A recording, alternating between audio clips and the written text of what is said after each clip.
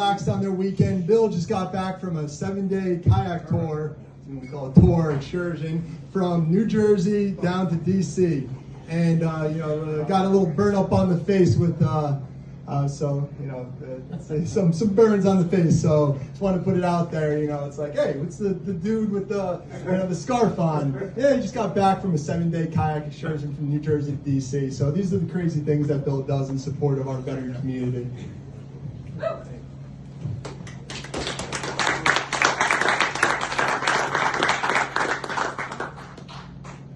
Number one, I want to thank Brett and Alexa for all you do for veterans. There's a lot of different ways to look at beauty, but I don't think there's anything more beautiful than somebody who served their country, a family that supported their man who served their country, went to war for our country, and to come back and look out for his brothers and sisters. It's really a beautiful thing. And one of the things I look at what's the blessings a man can really have in life. Well, number one, to have a great woman. You got a great woman. Number two is to have your health. You got your health. The way I kind of look at it, guys, is, I was a SEAL, right? And I went through basic underwater demolition SEAL training. And I learned some real lessons in life, things that are true. And I remember when I'm doing these beach runs, and I'm struggling. And I got a buddy, and it's hot as hell. We're running with boots on the sand for miles. And one of the things they'll do is you run out, they'll turn around, and you'll run back to where you started, and they'll circle you up, and you think you're done. And then they take off another 5 miles, and your heart sinks, and you're out there struggling. But one of the things that happens is you start rooting on your buddy. And one of the things I realize is when I'm rooting on my buddy, is what I think Brett is all about, what this whole thing's about, is it makes it easier for you. It gives you a sense of purpose. And I call it being on the hunt. And I think guys like us are always better when we're on the hunt. I can kind of give you another story. And Brett's a real leader. And I'm in a couple books. Two of them are by David Goggins, a renowned SEAL. And he talks about an experience in Hell Week where they got us holding these boats up for a long time. And I mean, your arms are shaking like this. And we're all exhausted. Our morale is devastating. And one of the things about being in a jam, about being in a real struggle, about going through hard things, about going to war, is all this other stuff, race, religion, all this bullshit don't matter.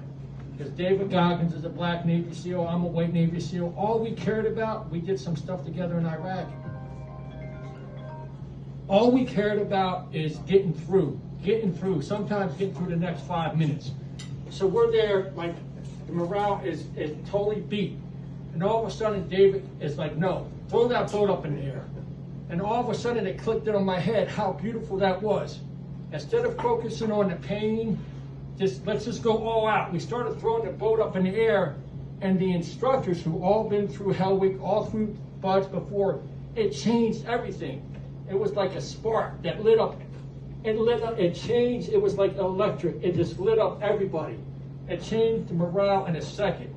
And that's what leaders like Brett do. That's what Backpack for Life do, right? And that's why I think it's so beautiful. And I want to give you a couple other stories. Here's another story. So I'm in Hell Week, in the beginning of Hell Week, and there's a guy, and one of the things they do is they'll have you lock arms and you'll sit in the water. Now, during the daytime, it's tough. But during the nighttime, when there's no one around, it gets a lot tougher. And when you're in that cold water for hours, there's only one way to get out, and that's if you quit. And so guys are quitting, and you're shaking so hard, and sometimes your hip flexors will lock up. And every once in a while, they'd have you stand up. And then they come check you with the flashlights and see if your cognitive reason is still there. And I remember one of the times the instructors, they asked me some simple math problem. It was like 12 plus 12. They're like, they call you by your last name. They're like, Brown, what's 12 plus 12? And And I was like, oh, 30 instructor. And then I was really scared. Because if they think you're hyping out, one of the things they do is they're going to test your core temperature. And they do it in not a nice way. They do it annually. And to me, that was my worst fear. So I was afraid that was going to happen to me, right? So I was like, hey, instructor, blah, blah, blah. I was like, I would have never got that right anyhow. So he started laughing, and thank God that worked because I didn't get probed. But one of the things that would happen, right, is one of my buddies in my boat crew was hyping out big time, hyping out, like shaking like crazy. So we all got around him and held him as hard as we could and talking him through it. Come on, man, you're going to be all right. You're going to be all right. Come on, you can get through this. And guess what? He didn't quit. He kept going. Now, later on in Hell Week, towards the end of the Hell Week, they have something called the Mud Flats. And it's the Tijuana Mud Flats. And it's like the fourth night of Hell Week. By this time, you're legally insane. You're mentally incapacitated. And you'll like see videos or pictures of the mud flats, and guys are caked with mud. But what you don't understand is it smells like raw sewage. And you can't move in this stuff. And I started hallucinating. I'm stuck in this. It smells like straight shit, to be honest.